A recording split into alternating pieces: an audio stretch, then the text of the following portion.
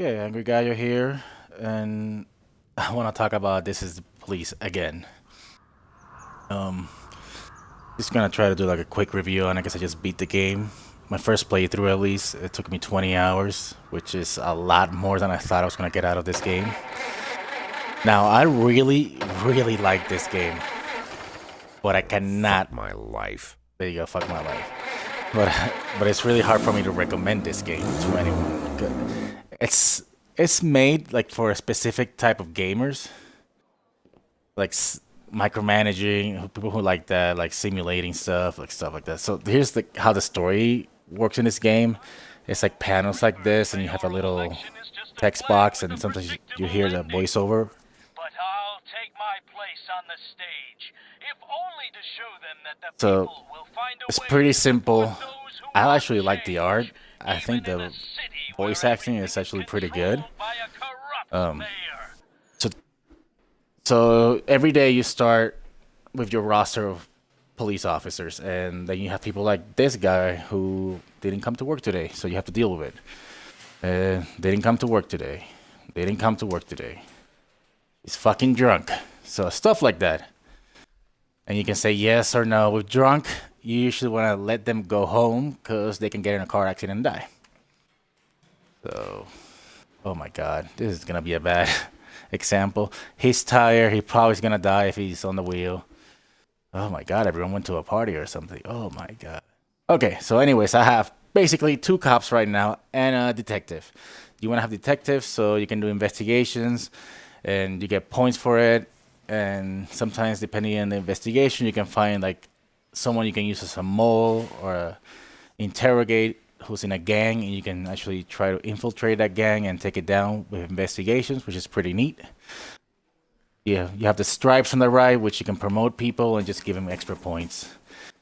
The higher the stars on the character, it just means they can do better.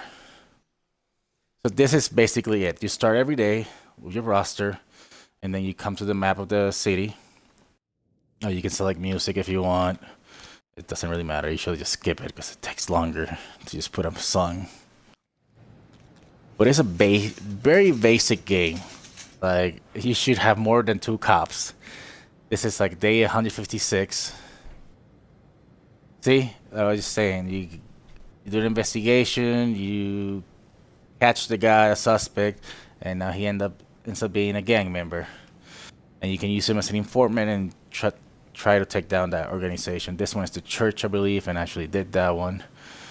Let's do accept, and I'll do it later. So yeah. There's different gangs, and you just gotta find informants and just take down the organization like that. So there's shit that happens during the game, like here, there's the corrupt mayor against like this criminal, but he's like fights for the people, and just gotta balance that. It's a simple game, and I love it. It's something you can play. It doesn't take like you can play for a little bit, like maybe a couple days on the game. Days in the game takes like maybe 10 minutes, and then you just call it quits, and then just play it later. Like it's very simple, but I don't know. It really entertained me. But I love this kind of games. I love micromanaging. I love like simulating stuff. And I think it's really fun. Now, it's not for everyone. I do not really recommend it to most people. But it's interesting. Yeah, I got you talk to city hall so you can get more officers. If you don't do their favors, they will fire your people. But you have to fire someone on the spot. You have two shifts, A and B, and you always want to have enough cops to take care of everything that happens during the day.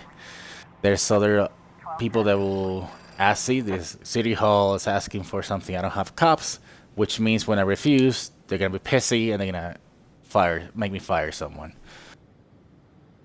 So then you can get involved with the mafia.